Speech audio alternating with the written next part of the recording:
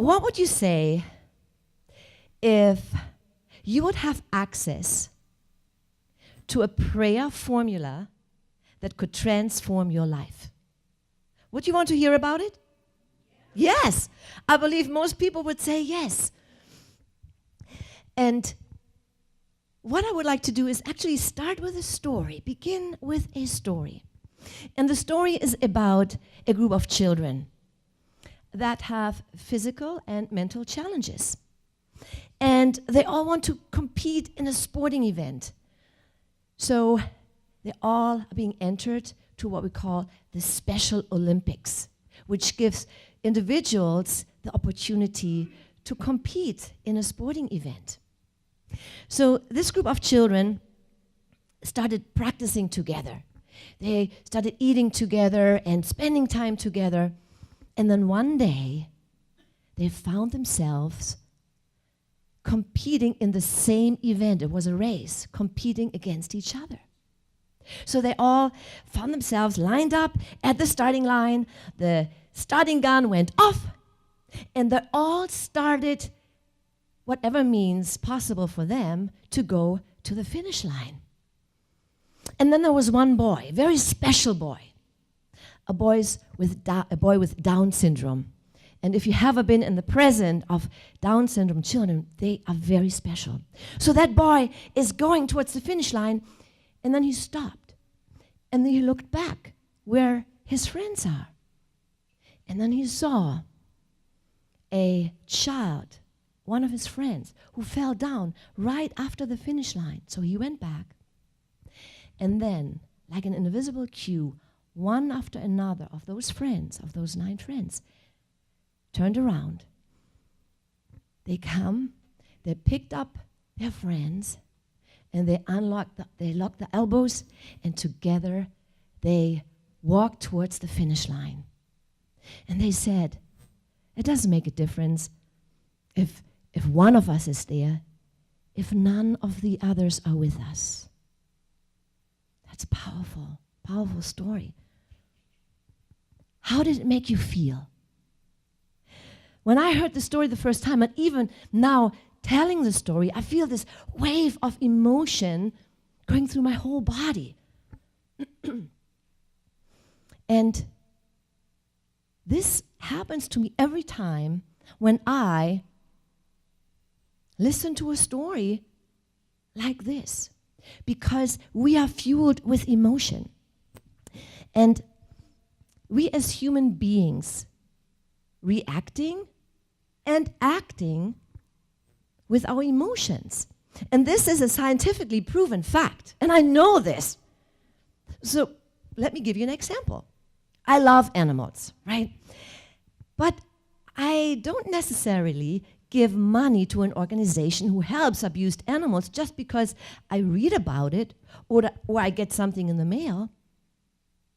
But when I watch those SPCA commercials, looking in the eyes of those animals, I whip out my checkbook in no time, because I was touched by the stories that were told, by the pictures that I saw, and the music that I heard.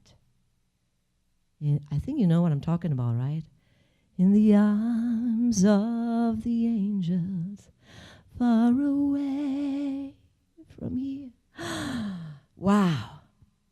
And this is basically the core of my talk today. You see, this emotion activates emotion. And life is all about motion. The question is, are we reactive or proactive? Are we reacting to what life throws our way? Or are we actively choosing the reality that we want to experience? Basically, the past few years, I've been researching the relationship between we as spiritual beings having a human experience and we as human beings creating the experience that we want to see in our life.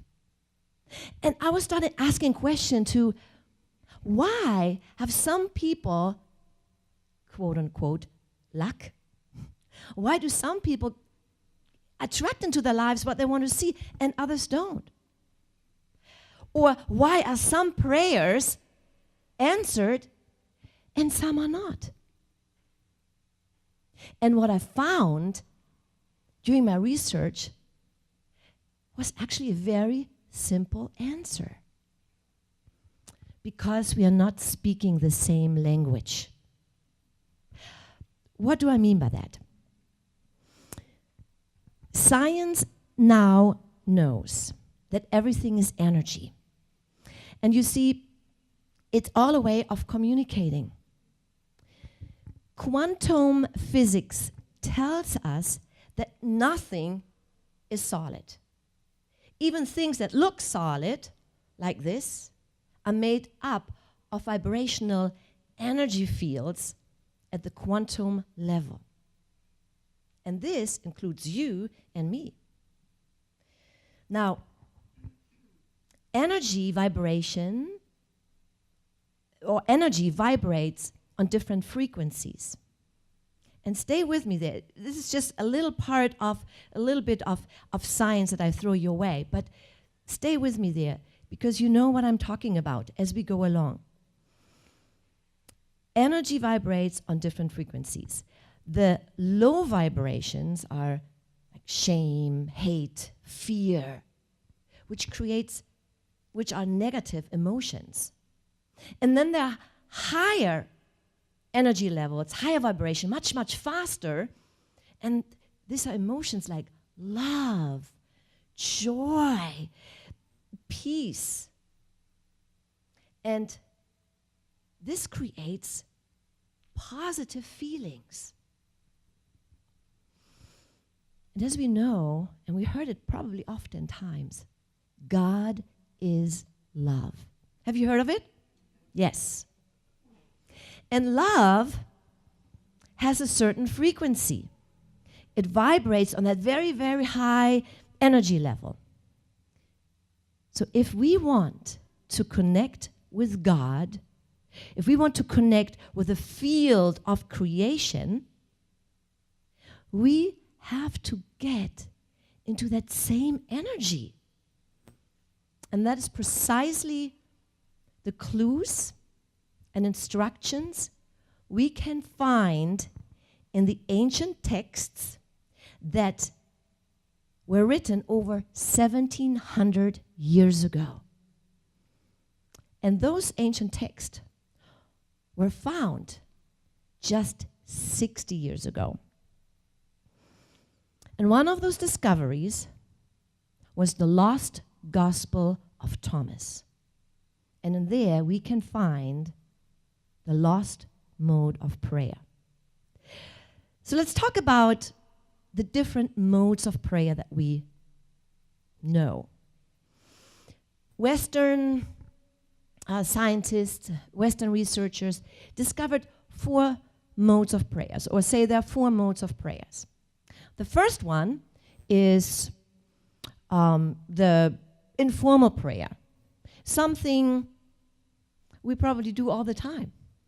I do it very often when I drive down I-95 and look at my gas tank and say, oh my gosh, please God, let me just get to the next exit, please God. Yes, okay, I promise I will never get it that low. Yes, you all know what I'm talking about. Informal prayer. And then there is the petitionary prayer, which presents a formal request. Something we can find in the Lord's Prayer, for example. Lord, give us this day our daily bread. That's a request. Or I now affirm and request a perfect healing for myself. That's a request. And the third one is a ritual prayer. We all do this at the end of the service when we do the prayer for protection. Okay? Or maybe before your meal, you have a prayer that you do all the time, or before bedtime. The fourth mode of prayer is meditation. And that is a prayer without words. Meditative you don't necessarily have to sit in front of a candle and close your eyes. Even if you're out in nature and contemplating, that's another mode of prayer. Now, the fifth mode of prayer is feeling-based. Anyone of you heard about Greg Braden? Yes, some of you. He is amazing. I've been studying Greg Braden for quite some time.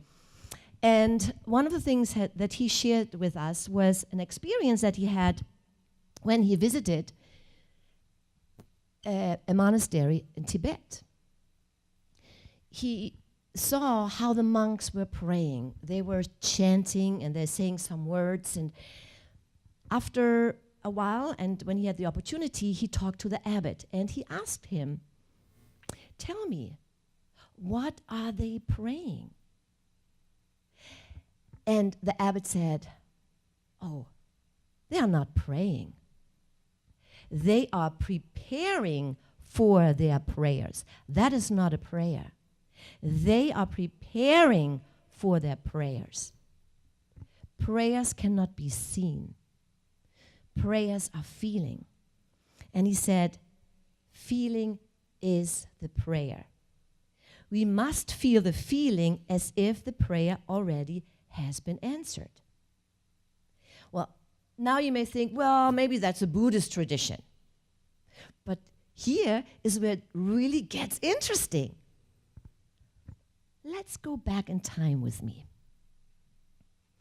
Qumran in the Judean deserts at the West Bank in 1946.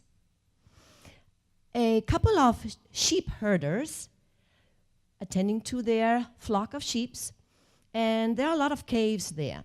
And what they do, they have stones, and they throw the stones in the caves. That's just kind of passing time. And then one time, something was different. Something was different. They threw a stone, and then they hear a shatter. So they went into the caves to investigate what that was all about. And what they found were vases, containers that were sealed, and now obviously broken open because the stone was hitting them. And in those containers, they discovered ancient texts. Ancient texts that was written over 1,700 years ago. And the ancient text that I'm referring to also called the Dead Sea Scrolls. And the Dead Sea Scrolls were compiled by a group of scholars known as the ancient Essenes. They left us clues and instructions on how to connect to the field of unlimited abundance, knowing, and peace. And that's really, really exciting. Many, many scrolls were discovered, and some of them just fragments. And they had a very small group of scholars put them together and translated them, because mostly it was Hebrew or Arabic. And so it took a while to translate them. And they made available to us like late 80s, beginning of 90s, really. And one of the texts that was discovered was, over a period of time, was the Lost Gospel of Thomas. And that's what I really want to dig in today in my talk. Why is the discovery of these ancient scrolls one of the most greatest finds in recent history? Anyone have an idea? Because for the first time, we discovered unedited gospels, unedited ancient texts that were left out in the Bible as we know it today. And that's huge. You see, the Bible as we know it, it's all started from the King James Version, right? when they put together the Bible, intentionally there were things left out. Because, number one, they wanted to make sure that the common folk could understand those ancient texts. But I believe there was another thing behind it. When you are in power, remember the Roman Empire? You want to stay in power.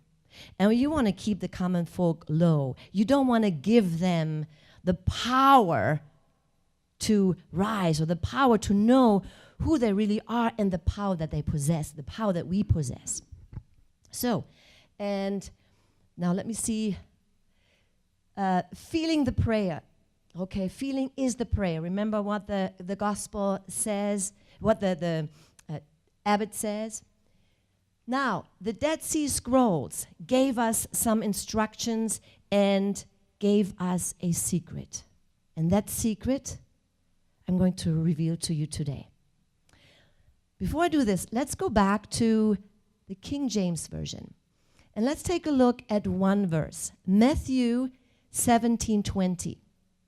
And Jesus said unto them, because of your unbelief, for verily I say unto you, if ye have faith as a grain of mustard seed, ye shall say unto this mountain, remove hence to yonder place, and it shall remove, and nothing shall be impossible unto you.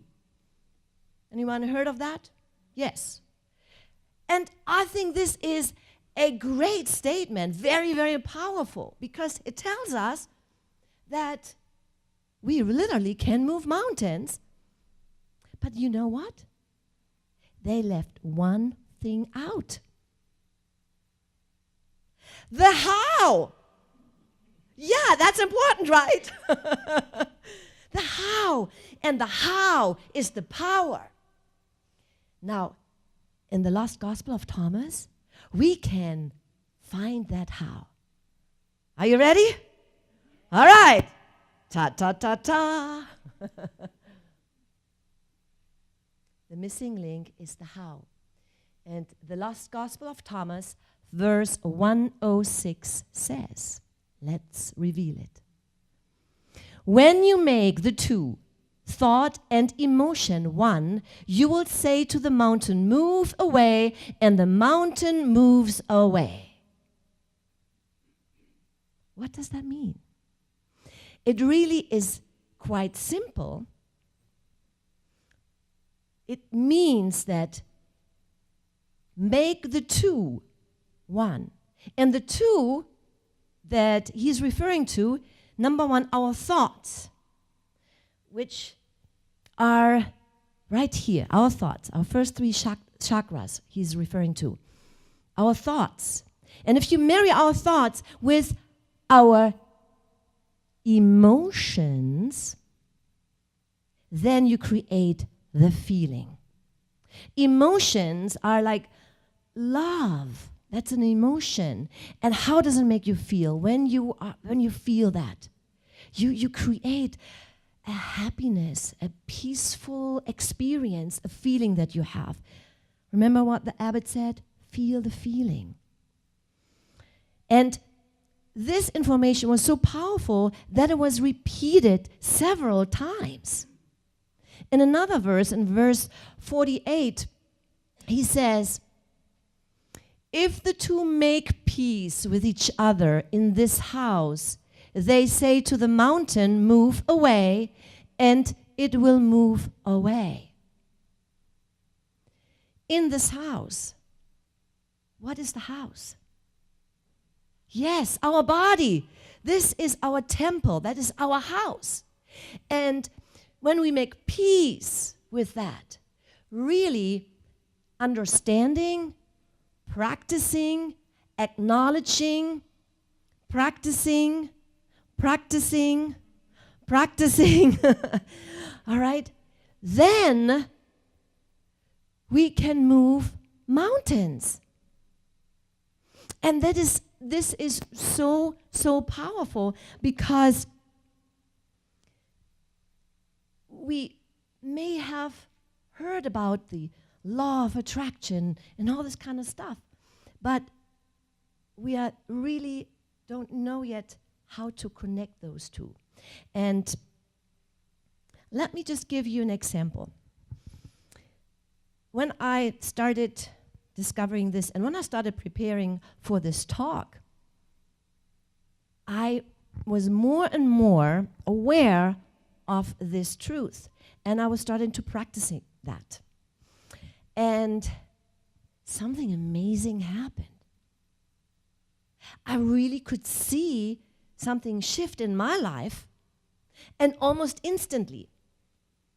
You know, in the Dead Sea Scrolls, there were more discovery, and Greg Braden goes in length into that, how we have, and I'm not going to go into details, but basically the summary is that there might be different realities at the same time. They're already there. And even, he said, we don't create it. We don't bring it into our lives. We feel that, what is already there. And then we experience that. So what that means is really goes into, you know, what the great Albert Einstein said with his theory of time, that there's no such thing as past or future, it's just now, and you choose it. And I understand it might be a little bit tricky to get, because it's a really interesting and advanced concept. But to give you an example, I was saying, okay, I recently was here to attend some classes at the studio, and I wanted to really get a couple more people enrolled, and I was really close to the deadline, and I said, okay, feel the feeling, Sabine, feel the feeling. How does it make you feel when you have a full class, when those spaces are filled? How does it feel? And you know what? Instantly a phone rang. I said, wow. You know, this really happened. And I got a couple phone calls that day. And then there was another incident just a couple of days ago. I went out to lunch and with my folks, and they went into the grocery store. And I said, you know what, let me sit outside and get my phone. I have some work to do. I wanted to go over a couple things. And so I had my little purse, and I flipped out my phone. So I set my purse on the bench, and then I did all the things on the phone that we do on our phones. And they came out and went to the car. And the next morning, I was supposed to go to work. Where's my wallet? Where's my purse? And then I thought, oh, I bet I left it on the park bench outside the grocery store. And I was just about to, Sabine, walk the talk. Feel the feeling. There is a good Samaritan, and he or she turned it in. Feel that feeling. All of a sudden, I was just happy. Oh, okay, no problem. I'll just go swing by the grocery store and pick it up.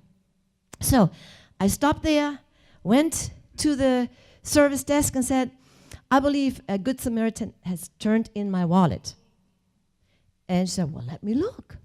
So she went to the vault, opened it up, and here you go. You know, those things you may think, it's just, and some may choose, it's just a coincidence.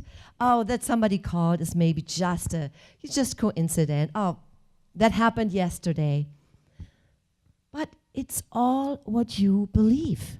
And that's what it's all about. It's what you believe.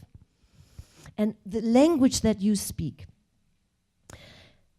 The question also is, why is this information that I shared with you today so important today?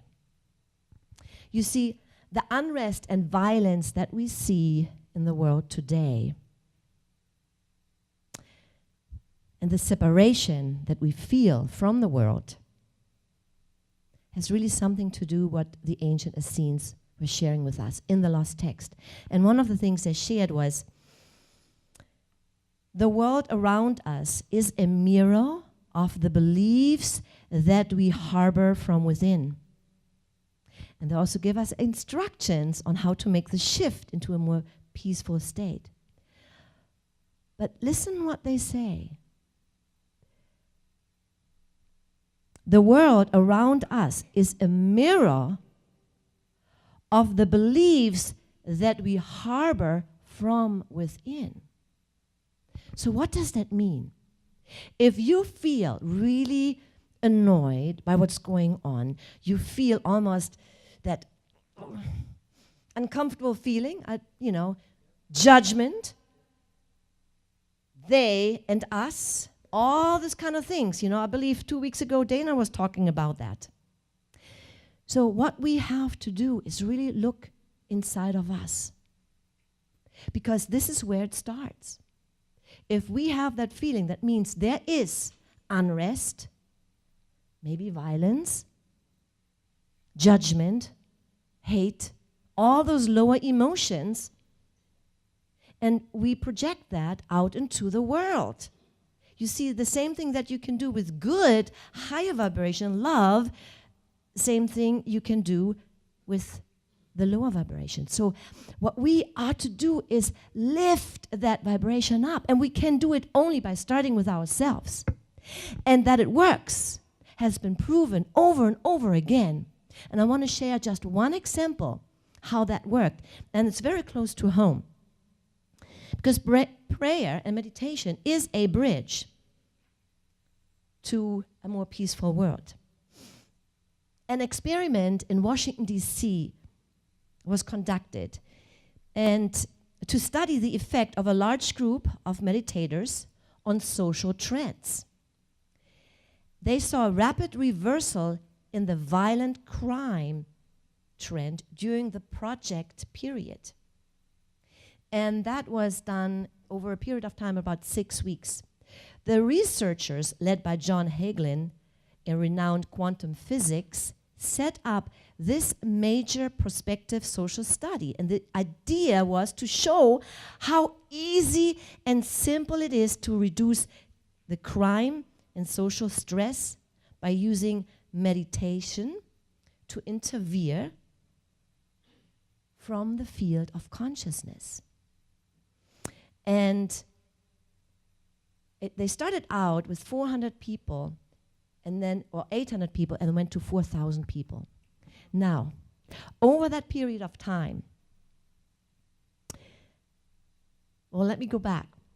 The police chief at that time said, you don't get the crime rate down.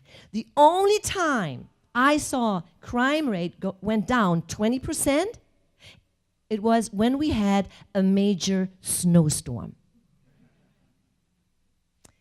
This experiment was conducted between June and July. And you know what the percentage was? The crime rate went down 23%. Isn't that amazing? It is. It really works. So in my workshop this afternoon, we will dive deeper into ways of applying this amazing information. We will learn a process that will help you get in touch with your feelings. And I also will share with you techniques that recall emotions, because it is a practice that we have to do. Information is good, but applying information is when magic starts to happen. Okay, so this will help you to get in the right vibration, to speak to the field of creation in a language that field understands. And you're able to connect to the field and to bring into reality what you want to experience. You can bring that into existence. Now what I would like to do is prepare you for meditation. And I invite you to incorporate that information that I just shared with you into your meditation. Think of something that you might want to bring into existence, or you might want to pray for peace, whatever it may be for you. Okay? So close your eyes.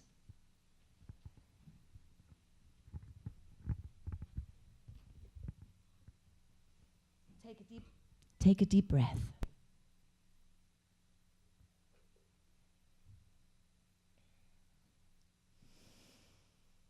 And just focus on your breath.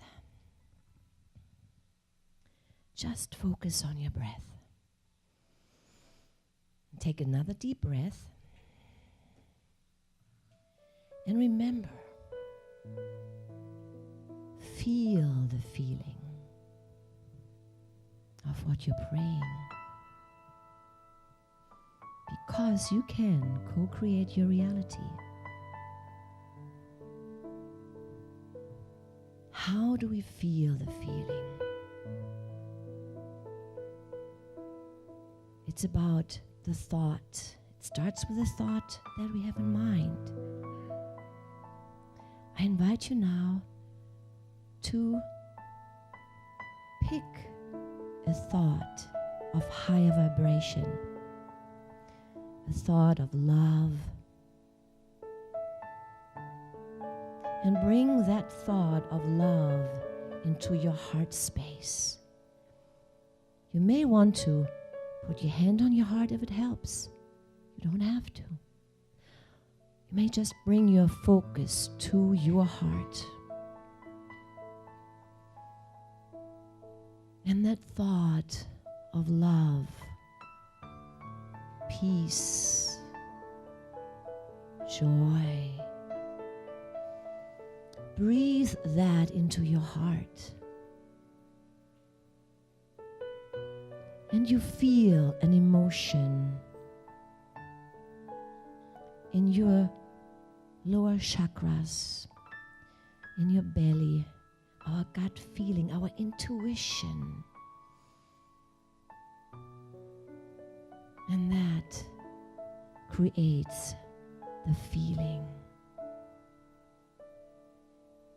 Breathe into your heart, love.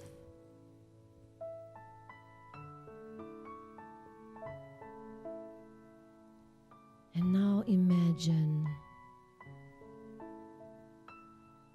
a red light surrounds your heart. And it turns purple. And it turns into a color that you relate to love and peace, whatever that color may be for you. Stay focused on your heart. And now breathe in that color.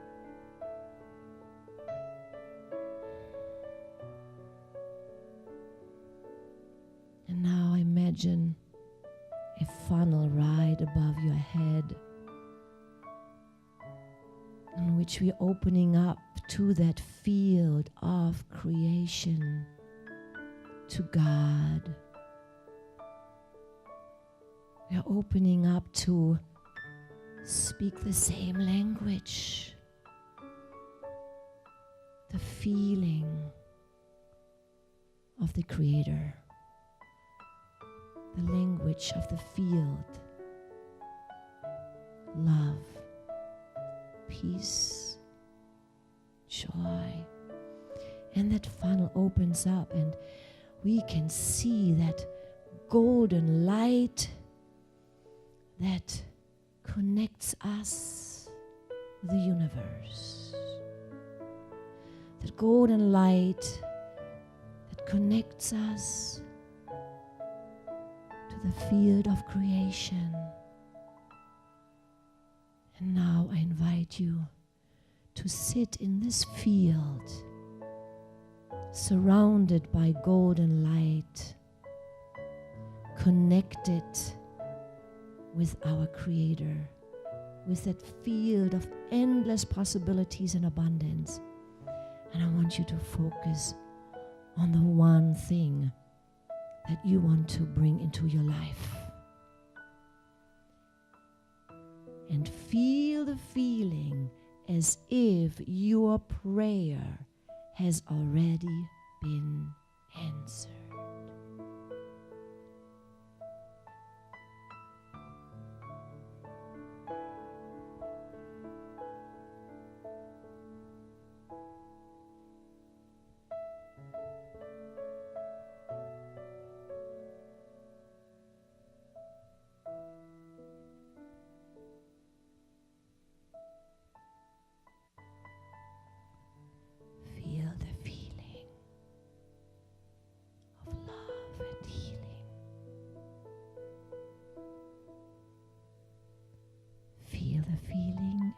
prayer already has been answered.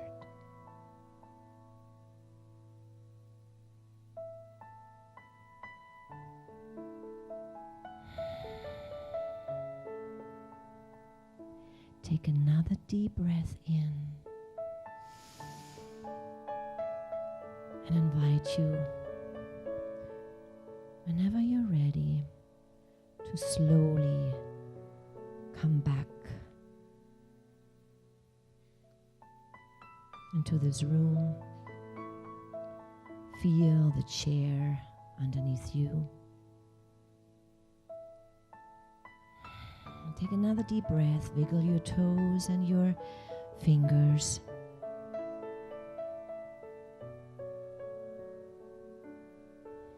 And affirm in silence, I feel the feeling of what it feels like to, my prayer has already been answered. And I give thanks for what already occurred.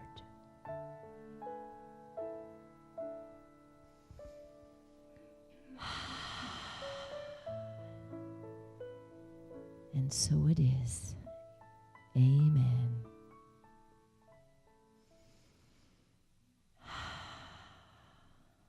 Wow. Wow. I see the glow. Wow. I feel this energy. That gives me goosebumps.